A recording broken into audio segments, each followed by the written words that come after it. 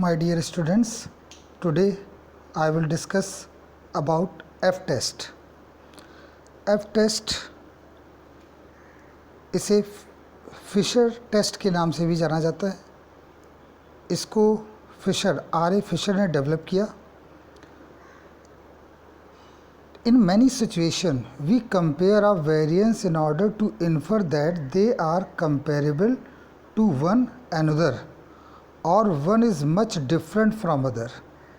That means generally जो test होते हैं वो पॉपुलेशन के मीन को एस्टिमेट करने में काम आते हैं, या जो पॉपुलेशन से हमने सैंपल लिया है या दो पॉपुलेशन से हमने सैंपल लिया है उनके मीन में क्या सिग्निफिकेंट डिफरेंस है कि नहीं है. जैसा कि हम टी टेस्ट, जेड टेस्ट, और जब हमारे पास सैंपल 3 से ज़्यादा, 2 से ज़्यादा हो जाते हैं तो हम एनोवा यूज़ करते हैं.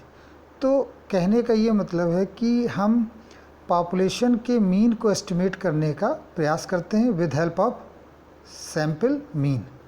But what about we want to estimate the variance of population. Is there a significant difference of variance of two population? Means अगर हम दो पॉपुलेशन लेते हैं और उनमें से कुछ हमने सैंपल लिए, एक फर्स्ट पॉपुलेशन से और एक सेकंड पॉपुलेशन से. फर्स्ट पॉपुलेशन से सैंपल जो लिया उसका हमने वेरिएंस निकाला, मींस स्टैंडर्ड डिवीएशन निकाला और उसका स्क्वायर किया. फिर सेकंड पॉपुलेशन से हमने सैंपल लिया और उसका स्टैंडर्ड डिवीएशन निकाल के उसको स्क्वायर किया, दैट मींस वेरिएंस निकाला.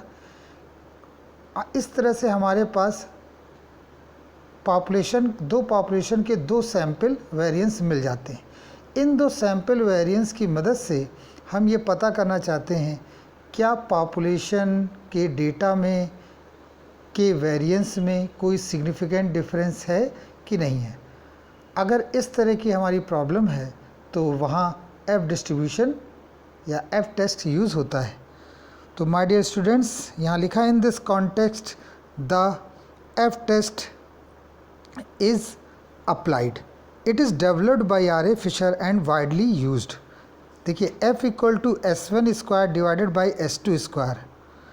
आगे हमने लिख रखा है F N1 minus 1 comma N2 minus N1 and N2 these are the sample. S1 जो कि फर्स्ट पॉपुलेशन से S1 जो कि फर्स्ट पॉपुलेशन से लिए गए सैंपल का स्टैंडर्ड डिवीएशन है, और वो जो सैंपल साइज़ है वो कितना है N, और N माइनस 1 क्या लिखा है, ये है उसका डिग्री ऑफ फ्रीडम. तो न्यूमरेटर का डिग्री ऑफ फ्रीडम लिखते हैं और डिनोमिनेटर का डिग्री ऑफ फ्रीडम लिखते हैं. आपने एनोवा की प्लेलिस्ट देखी होगी. एनोवा में मैंने जो लास्ट में जो टेबल बनाई थी उसमें देखिए एफ टेस्ट लिखा था, variance between sample divided by variance within sample. आइए यहाँ पे लिखा हुआ है where S1 is standard deviation of first population and S2 is standard deviation of second population. This is unbiased estimator. Unbiased estimator means clearly ये population को represent करेगा. It is use to check whether both population have same variance और not. Actually ये dispersion को measure करता है कि weather दो पॉपुलेशन हैं उनके डेटा में कोई जो वेरिएंस है क्या वो सिग्निफिकेंट है या नहीं है. इस चीज़ को चेक करता है F. It involves 2 degree of freedom.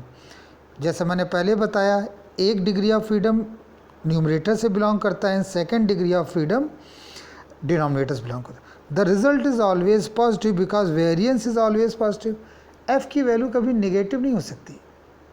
इसका अगर डिस्ट्रीब्यूशन आप देखेंगे फर्दर स्टडी में, अगर आप कुछ और एक्सप्लोर करना चाहते हैं उस केस में, तो आप देखेंगे कि ये राइट स्क्यूड होता है. इसका जो डिस्ट्रीब्यूशन होता है वो राइट स्क्यूड होता है.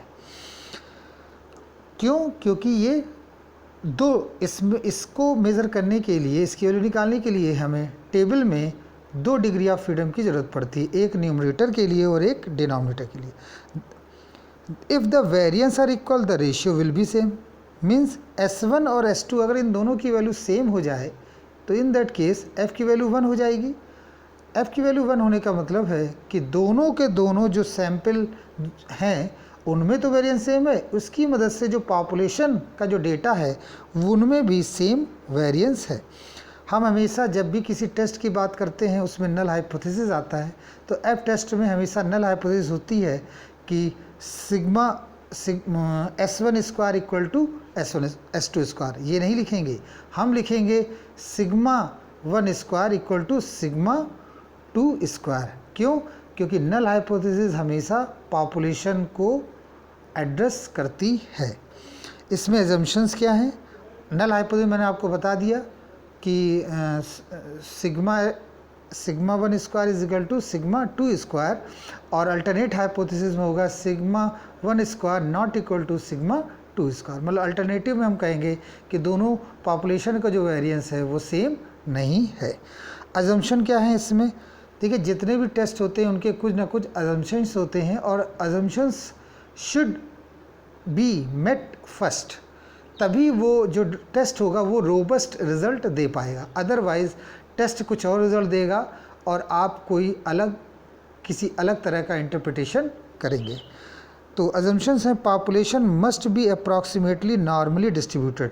ये जितने भी पैरामीट्रिक टेस्ट हैं उसकी फर्स्ट कंडीशन है जो फुलफ़िल होनी चाहिए कि जो पॉपुलेशन का डेटा हो वो नॉर्मली डिस्ट्रीब्यूटेड हो। The large variation should always go in the numerator. दो वेरिएशन आप निकाले, लार्जर वेरिएशन हमेशा न्यूमरेटर में रखते हैं और स्मॉलर वेरिएशन हमेशा डिनोमिनेटर में रखते हैं। वो इसलिए कि कैलकुलेशन बहुत आसान हो जाता है। लिखा है into the right tail test it is easier to calculate. For two tail test, अगर हम टू टेल टेस्ट की बात करेंगे तो वो जो क्रिटिकल रीजन जो वन साइड पड़ रहा है उसे हम दोनों साइड शिफ्ट कर देंगे। दैट मीन्स अगर अल्फ़ा वन साइड है और हम टू टेल टेस्ट को अप्लाई कर रहे हैं तो अल्फ़ा बाई 2 मतलब अल्फ़ा को 2 से डिवाइड कर देंगे before finding the right critical value. If you have standard deviation must be square to set variance. तो आपने स्टैंडर्ड डेविएशन तो निकाल लिया, तो ये जो फार्मूला है एफ़ का वो स्टैंडर्ड डेविएशन के लिए नहीं है, वो फार्मूला है वेरिएंस के लिए। तो एफ़ के लिए ज़रूरी है कि आप स्टैंडर्ड डेविएशन सैंपल का कैलकुलेट करें और फिर उनका वेरिएंस निकालें। Variance is easy, it is equal to the square of standard deviation. I hope आपको एफ टेस्ट के बारे में एक ब्रीफ इंट्रोडक्शन हो गया होगा। आपको इसमें इतना ही पढ़ना है। फर्दर स्टडी के लिए आप रेफरेंस बुक का इस्तेमाल कर सकते हैं, अदर वीडियोस को आप सर्च कर सकते हैं, गूगल कर सकते हैं। Thank you very much. I hope you like it.